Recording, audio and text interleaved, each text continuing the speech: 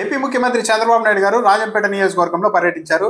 అక్కడ పింఛన్ల పంపిణీ కార్యక్రమంలో పాల్గొన్నారు. ఆ తర్వాత ఏర్పాటు చేసిన బహిరంగ సభలో 3-4 కీలక వ్యాఖ్యలు చేశారు ముఖ్యమంత్రి చంద్రబాబు నాయుడు.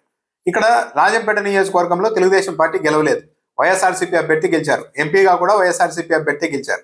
ఈ నేపథ్యంలోనే ఇక్కడ అభివృద్ధి కార్యక్రమాల్ని ప్రజల ద్వారా ఎన్నుకోబడిన ఎమ్మెల్యే, ఎంపీ ద్వారా కాకుండా తెలుగుదేశం పార్టీ ఇన్ఛార్జ్ ద్వారా చేస్తామని చెప్తున్నారు ఆయన. ఇక్కడ మన పార్టీ ఎమ్మెల్యే లేరు, ఇక్కడ మన పార్టీ ఎంపీ లేరని అధైర్యపడవద్దని చెప్పారు. మన ఎమ్మెల్యే, మన ఎంపీ అంటున్నారు. అంటే మన పార్టీ ఎంపీ, మన పార్టీ ఎమ్మెల్యే లేరని అధైర్యపడొద్దని, అది కూడా తెలుగుదేశం పార్టీ కార్యకర్తల సమావేశం కాదు, పబ్లిక్ మీటింగ్ లో చెప్తూ ఉన్నారు. కాబట్టి జగన్మోహన్ రాజు ఆధ్వర్యంలో, నాయకత్వంలో ఇక్కడ అభివృద్ధి కార్యక్రమాలు చేస్తామని చెప్తున్నారు. అంటే రాజ్యాంగ విరుద్ధంగా తన పార్టీ వ్యక్తి ద్వారా అభివృద్ధి కార్యక్రమాలు చేస్తానని డైరెక్ట్ గా చంద్రబాబు నాయుడు గారు చెప్తున్నారు. అభ్యర్థి ముఖ్యం కాదు, పార్టీ ముఖ్యం అంటూ కూడా వ్యాఖ్యలు చేశారు. ఇటీవల తెలుగుదేశం పార్టీ ఎమ్మెల్యేల మీద విపరీతమైన అవినీతి ఆరోపణలు వస్తున్నాయి. చెప్పాలంటే ఏపీ చరిత్రలోనే ఎప్పుడూ రాని విధంగా వస్తున్నాయి. దాదాపు 75 మంది మీద విపరీతమైన కరప్షన్స్ ఛార్జెస్ ఉంటే మరికొందరు పేటరేగిపోతున్నారు. వాళ్ళలో మరికొందరు ఆరోపణలు ఉండడం, తెలుగుదేశం పార్టీ మీడియాలో కూడా కథనాలు వస్తూ ఉన్న నేపథ్యంలో డ్యామేజ్ కంట్రోల్కి దిగుతున్నారో ఏమో కానీ, లేకుంటే ప్రజల్ని మెల్లగా మోల్డ్ చేస్తున్నారో ఏమో కానీ, అభ్యర్థి ముఖ్యం కాదు, పార్టీ ముఖ్యం. 164 మంది ఎమ్మెల్యేలు జనసేన, టీడీపీ, బీజేపీ తరఫున గెలిచారంటే మొన్నటి ఎన్నికల్లో ప్రజలు అభ్యర్థిని చూడలేదు, పార్టీని చూశారు. అలాగే చూడాలి అని చెప్తున్నారు. దాంతోపాటు ఎవరైనా ఎమ్మెల్యేని పార్టీ ద్వారా కంట్రోల్ చేస్తామని కూడా హామీ ఇస్తున్నామని కూడా చెప్పారంటే తెలుగుదేశం పార్టీ ఎమ్మెల్యేలు పేటరేగిపోతున్నారు అనేది చంద్రబాబు నాయుడు గారు కూడా అర్థమైంది. కంట్రోల్ చేసే పరిస్థితి కూడా ఉండదని ఆయనకు తెలుసు. అందుకే ఇప్పటి నుండే పెళ్ళగా మీరు అభ్యర్థుల్ని చూడొద్దండి, పార్టీని చూసి ఓట్లు వేయండి అన్నట్టుగా ఒక మైండ్ సెట్ను ప్రజల్లో సెట్ చేసేందుకు చంద్రబాబు నాయుడు గారు ప్రయత్నాలు మొదలు పెట్టారు అన్నది స్పష్టంగా అర్థమవుతోంది. కానీ తెలుగుదేశం పార్టీ ఎమ్మెల్యేలు ఈ స్థాయిలో కరప్షన్ చేస్తూ ఉంటే చివరకు తెలుగుదేశం పార్టీ వాళ్ళు కూడా భరించలేని స్థాయిలోనికి వ్యవహారం వెళ్ళిపోయిన తర్వాత కూడా ఎమ్మెల్యేలు చూసి ఓటు వేయద్దండి, పార్టీని చూసి ఓటేయండి అంటే ప్రజలంతా అంత అమాయకంగా అయితే ఉండరు. వీళ్ళని కంట్రోల్ చేయాల్సిన ముఖ్యమంత్రి సైలెంట్ గా ఎందుకు ఉన్నారు అన్నది ఇప్పుడు ప్రశ్న. వైఎస్ఆర్ కాంగ్రెస్ పార్టీ కావచ్చు, సాక్షి మీడియా కావచ్చు, కొన్ని అంశాన్ని ప్రధానంగా ప్రస్తావిస్తుంది. వాటికి సమాధానం చెప్పాల్సిన ముఖ్యమంత్రి చంద్రబాబు నాయుడు గారు అవన్నీ ఫేక్ అని కొట్టిపారేసే ప్రయత్నం చేస్తూ ఉన్నారు. మనం పేదోళ్లకు పింఛన్ ఇస్తుంటే వైసీపీ వాళ్ళు ఇవ్వద్దంటూ ఉన్నారు, ఎక్కడా అనలేదు. పోలవరం కడుతుంటే కూల్చేస్తున్నారు, ఇదో అబద్ధం. అమరావతిని ఎడారి చేస్తామంటున్నారు అని మరో వ్యాఖ్య. రోడ్లు వేస్తుంటే రోడ్లకన్నీ గుంతలు పెడుతున్నారు వైసీపీ వాళ్ళని కూడా ఆరోపించారు ఆయన. విచిత్రమైన ఆరోపణ. ఇది ఎందుకు చేసి ఉంటారంటే ఇటీవల సాక్షి పత్రికలో కావచ్చు, సాక్షి మీడియాలో కావచ్చు, వైఎస్ఆర్ కాంగ్రెస్ పార్టీ కావచ్చు, సోషల్ మీడియాలో ఏ ఊర్లో రోడ్లు ఎంత దారుణంగా ఉన్నాయి, రహదారులు అన్న దానికి సంబంధించి ఫోటోలతో సహా ఇదిగో పలానా ఊరిలో, పలానా నియోజకవర్గంలో అని చెప్పి మరి విపరీతంగా ఆ విషయాలన్నీ బయటికి తెస్తూ ఉన్నారు. ఈ నేపథ్యంలో వాటన్నింటినీ మేము బాగు చేస్తాం, ఎక్కడైనా గుంతలు పడిన రోడ్డు ఉంటే చూపించండి అని సవాల్ చేయాల్సిన ముఖ్యమంత్రి గారు మాత్రం మనం రోడ్లు వేస్తుంటే వైసీపీ వాళ్ళు గోతులు పెడుతున్నారు, గుంతలు పెడుతున్నారు అని చెప్పేశారు. అంటే ప్రజలు ఎంత అమాయకులని చంద్రబాబు నాయుడు గారు అనుకుంటున్నారు అనేది ఇది ఒక నిదర్శనం. అంటే ఇక సాక్షి మీడియాలో కావచ్చు, సోషల్ మీడియాలో కావచ్చు, ఎక్కడైనా దెబ్బతిన్న రోడ్లకు సంబంధించి ఫోటోలు వస్తే ఈ రోడ్లన్నీ వైసీపీ వాళ్ళు నాశనం చేశారేమో అని అనుకోవాలి. అలా అనుకునేంత అమాయకులు ప్రజలు అని చంద్రబాబు నాయుడు గారి ఉద్దేశం కాబోలు. తప్పుడు పత్రాలతో పింఛన్లు తీసుకుంటూ ఉన్నారు. ఒక వ్యక్తికి చేయి లేదని నటించాడు, తీరా అతనికి చేయి కూడా ఉంది అంటూ మాట్లాడేశారు చంద్రబాబు నాయుడు. దాంతోపాటు డాక్టర్లు వెరిఫికేషన్కి వెళ్ళినప్పుడు తనకు కాళ్ళు లేదు, చేయి లేదు, తాను మూగా అని నటిస్తున్నారు. ఆ తర్వాత మూగా ఉండదు, కాళ్ళు బాగుంటాయి, అన్ని బాగుంటాయని కూడా మాట్లాడారు. అంటే బహుశా చంద్రబాబు నాయుడు గారు 2 వీడియోలను చూసి అవి నిజమైన వీడియోలు అనుకుంటూ ఉన్నారేమో. తెలుగుదేశం పార్టీ కార్యకర్తలే 3-4 కార్యకర్తలు ఉన్నారు రెగ్యులర్ గా జగన్మోహన్ రెడ్డిని టార్గెట్ గా చేసుకొని వాళ్ళు వీడియోలు చేస్తూ ఉంటారు. వాళ్ళు ఈ మధ్య ఒక వీడియో చేశారు.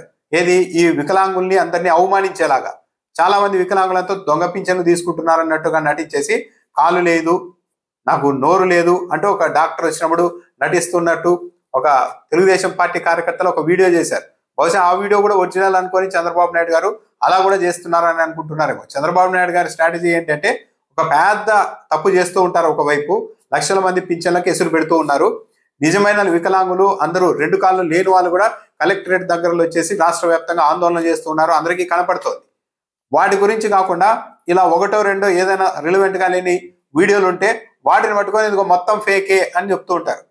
అసెంబ్లీకి రండి అని కూడా ఈరోజు కొత్తగా వైఎస్ఆర్ కాంగ్రెస్ పార్టీకి సవాల్ చేశారు. 11 మంది ఎమ్మెల్యేలు ఉన్నారు కదా, అసెంబ్లీకి రండి, ఎవరిది విధ్వంసకర పాలన చర్చించేందుకు సిద్ధం, సూపర్ 6 మీద కూడా చర్చించేందుకు సిద్ధం, పులివెందల ఒంటిమిట్ట ఎన్నికల మీద కూడా మాట్లాడేందుకు సిద్ధం అని చెప్పారు. పులివెందల ఒంటిమిట్ట ఎన్నికల గురించి తెలుగుదేశం పార్టీ, అందులోనూ ఆ స్థాయిలో ఉన్న ముఖ్యమంత్రి చంద్రబాబు నాయుడు గారు ఎంత తక్కువ మాట్లాడితే అంత గౌరవప్రదంగా ఉంటుంది.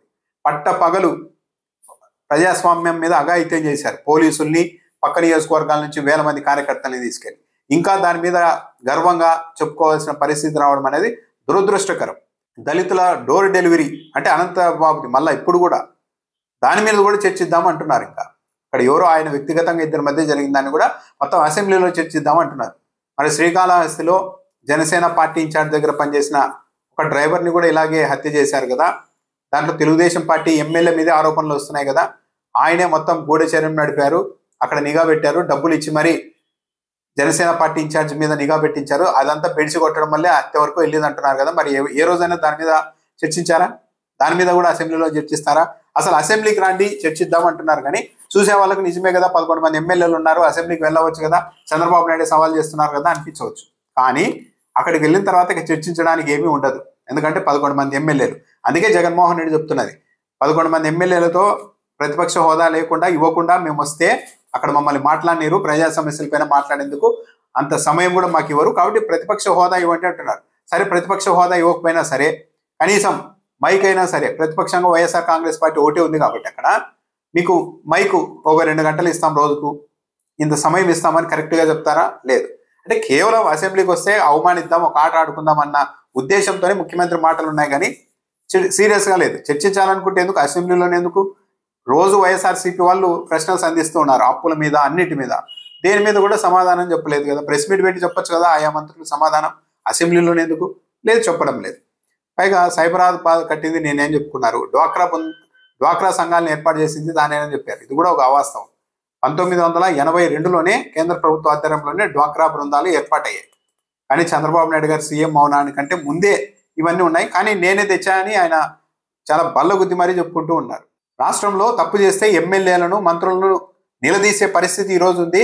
అలాంటి పరిస్థితి, అలాంటి స్వేచ్ఛ తెచ్చాను, నేను హక్కు ఇచ్చాను ప్రజలకని కూడా మాట్లాడుతున్నారు. ఇది కూడా పొట్టిగా అవసరం. తెలుగుదేశం పార్టీ ఎమ్మెల్యేలని మంత్రుల్ని ప్రజలు నిలదీయడమా? ఇది అసలు ఊహకన్నా అందుతుందా ఇప్పుడున్న పరిస్థితుల్లో?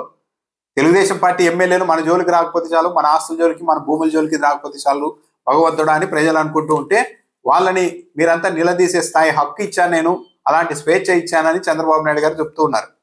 అప్పుల గురించి కూడా మాట్లాడారు. అప్పు చేసి ఏ కుటుంబం అయినా బాగుపడిందా అమ్మా అని సభలో ప్రశ్నించారు. అప్పు చేసి పప్పు కూడా తింటూ ఉంటే చివరికి చిప్పే మిగులుతుంది అన్నారు. కానీ 14 నెలల కాలంలోనే 1,86,000 కోట్ల రూపాయల అప్పును చంద్రబాబు నాయుడు ప్రభుత్వం చేసేసింది. జగన్మోహన్ రెడ్డి 5 ఏళ్లలో చేసిన అప్పులో ఈ 14 నెలల కాలంలోనే తెలుగుదేశం పార్టీ 56% అప్పును చేసేసింది. కానీ మళ్ళీ అప్పులు చేసి బాగుపడే వాళ్ళు ఎవరైనా ఉంటారా అని కూడా చంద్రబాబు నాయుడు గారు ప్రశ్నిస్తున్నారు. ఆడబిడ్డల జోలికి వస్తే అదే ఆఖరి రోజు అని పదే ఈ రోజు హెచ్చరించారు మళ్ళీ. కానీ ఎక్కడ తెలుగుదేశం పార్టీ అంటే తెలుగుదేశం పార్టీ వాళ్ళు అయితే వెళ్ళవచ్చా ఆడబిడ్డల జోలికి? తెలుగుదేశం పార్టీ ఎమ్మెల్యేలు ఎలా బెదిరిస్తున్నారు ఆడవాళ్ళని. జూనియర్ ఎన్టీఆర్ సతీ అమ్మగారిని ఒక ఎమ్మెల్యేలు ఎంత దారుణంగా దూషించారు. రోజాని నగిరి ఎమ్మెల్యే ఎంత జుగుప్సాకరంగా మాట్లాడారు. ఏది అధికారంలోకి వచ్చిన తర్వాత, కూటమి ప్రభుత్వం అధికారంలోకి వచ్చిన తర్వాత వీళ్ళ మీద ఒక్కరి మీద అయినా చర్యలు ఉన్నాయా? లేవు. కానీ ఆడబిడ్డల జోలికి వస్తే అదే ఆఖరి రోజు. ఆడబిడ్డల్ని ఏమన్నా అంటే ఒప్పుకోను, సోషల్ మీడియాలో పోస్టులు పెట్టినా కబద్దారంటూ హెచ్చరిస్తూ ఉన్నారు.